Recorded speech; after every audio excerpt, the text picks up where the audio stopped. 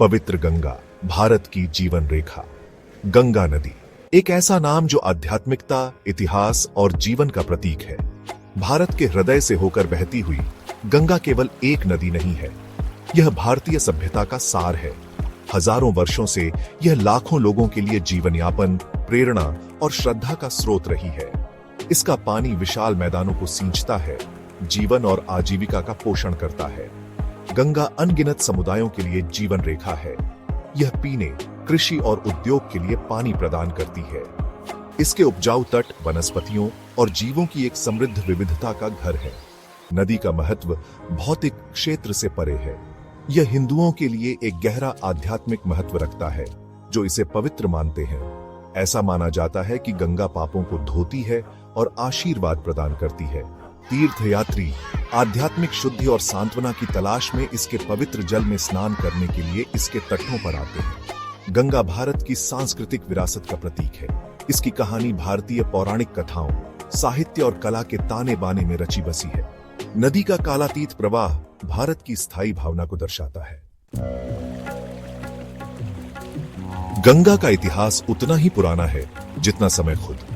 प्राचीन ग्रंथ और महाकाव्य इसके दिव्य उद्गम और देवी देवताओं के साथ इसके संबंध के बारे में बताते हैं। ऋग्वेद, जो हिंदू धर्म के सबसे पुराने पवित्र ग्रंथों में से एक है, में नदी का उल्लेख मिलता है। ऐसा माना जाता है कि यह स्वर्ग से उतरी थी, जिसे ऋषि भागीरथ अपने पूर्वजों के उद्धार के लिए पृथ्वी पर लाए थे। गंगा के तटों ने साम्राज्यों का उत्थान और पतन देखा है। उपजाऊ गंगा के मैदान भारतीय सभ्यता का उद्गम स्थल बने। प्राचीन काल में इसके किनारे हड़प्पा और मोहनजोदड़ो जैसे महान नगर फले फूले। मौर्य और गुप्त साम्राज्य, जिन्हें भारत का स्वर्णिम युग माना जाता है, गंगा के बेसिन में भी फले फूले। नदी ने भारत के सांस्कृतिक परिदृश्य को आकार देने में महत्वपूर्ण भूमिका निभाई। इसके किनारे हिंदुओं के लिए पवित्र स्थल बन गए। इसके किनारे कई मंदिर और आश्रम स्थापित हुए।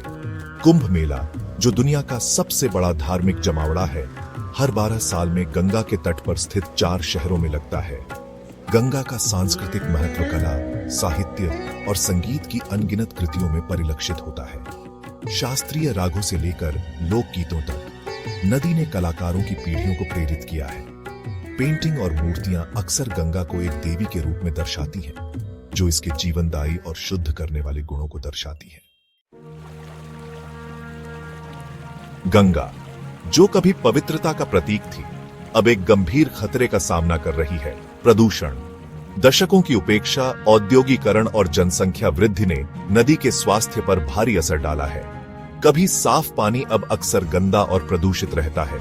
अनुपचारित सीवेज, औद्योगिक अपशिष्ट और कृषि अपवाह अनियंत्रित रूप से नदी में बहते हैं। घनी आबादी वाले शहरों से होकर बहने वाले हिस्सों में स्थिति विशेष रूप से चिंताजनक है। प्रदूषण का स्तर सुरक्षित सीमा से अधिक है, जो मानव स्वास्थ्य और नदी के पारिस्थितिकी तंत्र के लिए गंभीर खतरा पैदा करता है। गंगा का प्रदूषण दूरगामी परिणामों के साथ एक जटिल मुद्दा है। यह न केवल मानव जीवन को खतरे में डालता है, बल्कि नदी के पारिस्थितिकी तंत्र के नाजुक संतुलन के लिए भी खतरा है। नदी का जलीय जीवन घट रहा है और इसके एक बार उपजाऊ किनारे अपनी जीवंतता खो रहे हैं। कभी पवित्र रही यह नदी अब बहुत बड़े संकट से जूझ रही है। यह भारत के सामने आने वाली पर्यावरणीय चुनौतियों और कार्रवाई की तत्काल आवश्यकता की कटु याद दिलाता है। गंगा का दूषित होना कई स्रोतों से उपजा है, जिनमें से प्रत्येक नदी के स्वास्थ्य के बिगड़ने में योगदान देता है। शहरी केंद्रों से अनुपचारित सीवेज प्राथमिक दोषियों में से एक है। तेजी से शहरीकरण और अपर्याप्त सीवेज उपचार सुविधाओं के परिणाम स्वरूप भारी मात्रा में सीवेज सीधे नदी में बहाया जा रहा है। जहरीले रसायनों और भारी धातुओं से लदे औद्योगिक अपशिष्ट एक और गंभीर खतरा पैदा करते हैं। उद्योग अक्सर पर्यावरण नियमों की धज्जियां उड़ाते हैं, अनुपचारित अपशिष्ट जल को नदी में छोड़ देते हैं। यह औद्योगिक प्रदूषण न केवल पानी को दूषित करता है, बल्कि नदी के किनारे रहने वाले समुदायों के लिए स्वास्थ्य जोखिम भी पैदा करता है। उर्वरकों, कीटनाशकों और पशु अपशिष्ट को ले जाने वाला कृषि अपवाह नदी के प्रदूषण भार को बढ़ाता है। कृषि में रासायनिक उर्वरकों और कीटनाशकों के अत्यधिक उपयोग से पानी दूषित होता है। और नदी के नाजुक पारिस्थितिकी तंत्र को बाधित करता है। धार्मिक व्यवहार, जबकि गंगा के सांस्कृतिक महत्व का एक अभिन्न अंग है, प्रदूषण में भी योगदान करते हैं। धार्मिक त्योहारों और समारोहों के दौरान फूलों, मूर्तियों और कपड़ों सहित बड़ी मात्रा में प्रसाद नदी में विसर्जित कर दिए जाते हैं। ये प्रसाद, जो अक्सर गैर बायोडिग्रेडेबल सामग्रियों से बने होते हैं, प्रदूषण को और बढ़ाते हैं। भाग 5, संकट में नदी, प्रदूषण के परिणाम। गंगा के प्रदूषण के परिणाम दूरगामी और विनाशकारी हैं। नदी की एक बार समृद्ध जैव विविधता खतरे में है।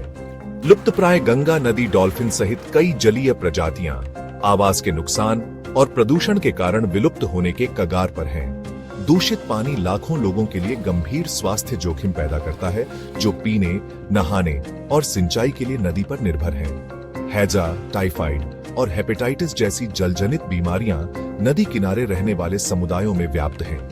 प्रदूषण के आर्थिक निहितार्थ भी हैं। मछली आबादी में गिरावट मछुआरों की आजीविका को प्रभावित करती है। प्रदूषित पानी सिंचाई के लिए अनुपयुक्त है, जिससे कृषि उत्पादकता प्रभावित होती है। पर्यटन उद्योग को भी नुकसान होता है, क्योंकि नदी की प्रदूषित स्थिति पर्यटकों को रोकती है।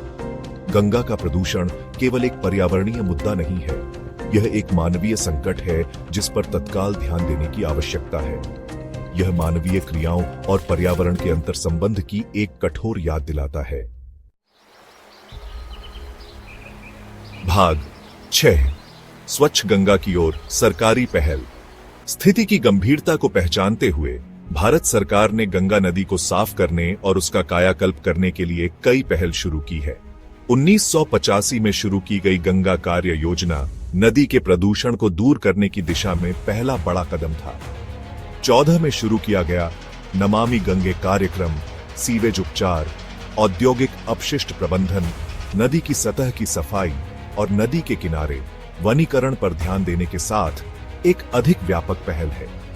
सरकार ने सीवेज ट्रीटमेंट प्लांट स्थापित किए हैं, उद्योगों के लिए सख्त प्रदूषण नियंत्रण मानदंड लागू किए हैं और जनता की भागीदारी को बढ़ावा देने के लिए जागरूकता अभियान चलाया है। जबकि ये पहल सही दिशा में उठाए गए कदम हैं, उनकी प्रभावशीलता सख्त कार्यान्वयन, पर्याप्त धन और जनता के सहयोग पर निर्भर करती है। भाग 7, सहयोगात्मक प्रयास, समुदाय और उसके बाद। गंगा की सफाई के लिए न केवल सरकार, बल्कि समुदायों, नागरिक समाज संगठनों और अंतर्राष्ट्रीय भागीदारों को शामिल करते हुए एक सहयोगात्मक प्रयास की आवश्यकता है। कई गैर सरकारी संगठन और सामुदायिक समूह नदी की सफाई, जागरूकता बढ़ाने और सख्त प्रदूषण नियंत्रण उपायों की वकालत करने में सक्रिय रूप से शामिल हैं।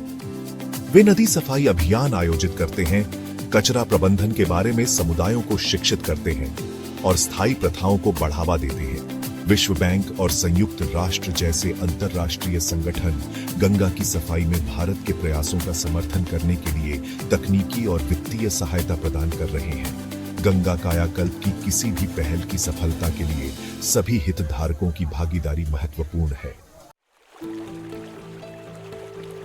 भाग 8, विजय और क्लेश पुनर्स्थापना का मार्ग। गंगा को उसके पूर्व गौरव को बहाल करने की यात्रा लंबी और कठिन है। कुछ सफलताएं मिली हैं, जैसे कुछ हिस्सों में पानी की गुणवत्ता में सुधार और कुछ क्षेत्रों में लुप्तप्राय गंगा नदी डॉल्फिन की आबादी में वृद्धि। हालांकि चुनौतियां बनी हुई हैं।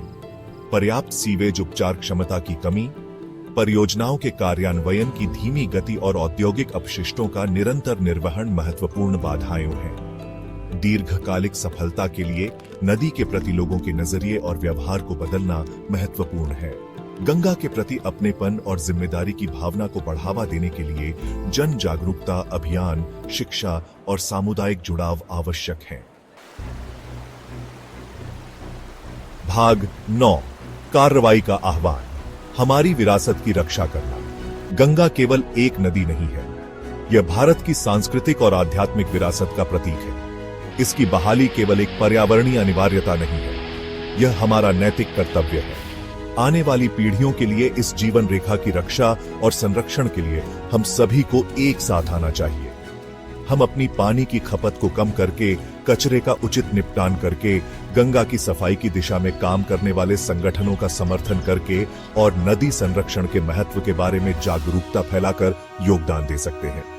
आइए हम गंगा को ऐसी नदी बनाने का संकल्प लें जिसे आने वाली पीढ़ियां संजो सकें और उसका सम्मान कर सकें। आइए हम गंगा को उसके पूर्व गौरव को बहाल करने के लिए मिलकर काम करें।